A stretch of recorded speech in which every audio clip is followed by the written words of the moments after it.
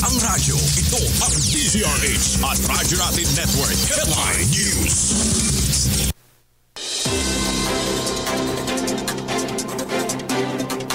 Magandang araw ng Biyernes, ika-11 sa buwan ng Agosto. At para sa mga balita sa oras na ito, pinangagambahan na magkaroon ng chilling effect ang pagposas at pagkulong sa reporter ng Radyo Natin FM sa Iriga City dahil lamang sa pagbuklat nito ng police blotter. Ito ang babala ni Atty. Reggie Hularbal, spokesperson ng Kapisanan ng mga Broadcaster ng Pilipinas, matapos ang 3 araw na pagpiit sa journalist na si Joris Pajares dahil sa nasabing insidente.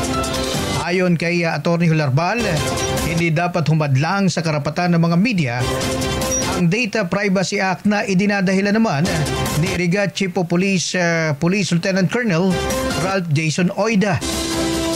Idiniin naman ng dating Integrated Bar of the Philippines President na si Atty. Domingo Cayosa na public document umano ang police blotter kaya hindi paglabag sa nasabing Data Privacy Act ang pagsilip ng mga reporter dito.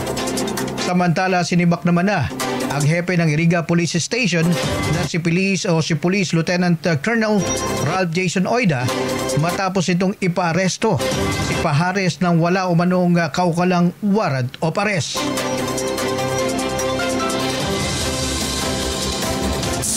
Sa Pilipinas, isa lang ang radyo. Ito ang DZRH at Radyo Natin Network Headline News.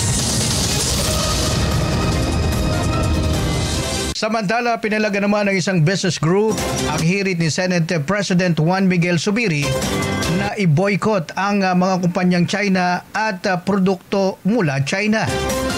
Ayon kay Cecilio Pedro, Pangulo ng Federation of the Philippines Chinese Chambers of Commerce and Industry, na malalatayin umano ang ekonomiya ng Pilipinas sa oras na gawin ito ng ating gobyerno.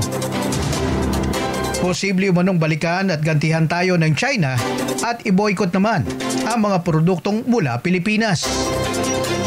Pinaghihinay-hinay din ni Pedro ang gobyerno at si Zubiri at idiniin na dapat ikonsidera na malaking trading partner ng Pilipinas ang bansang China.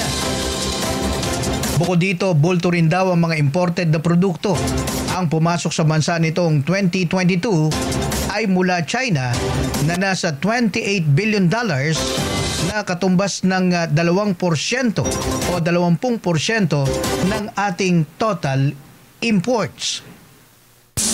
Sa Pilipinas, isa lang ang radyo. Ito ang DZRH at Radyo Natin Network Headline News.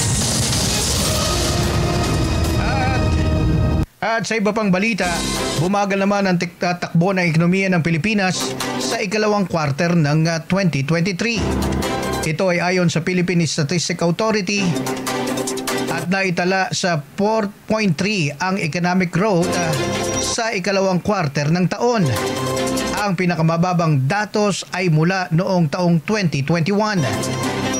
Malayo ang datos na ito mula sa 7.5 na economic growth ng Pilipinas sa kaparehong quarter ng taon noong 2022. Dagdag pa ng Philippine Statistics Authority o PSA na ang wholesale at retail trade, repair ng mga sasakyan at motorsiklo, financial at insurance activities at transportasyon ang may malaking ambag sa economic growth ng Pilipinas noong nakaraang buwan ng Hunyo.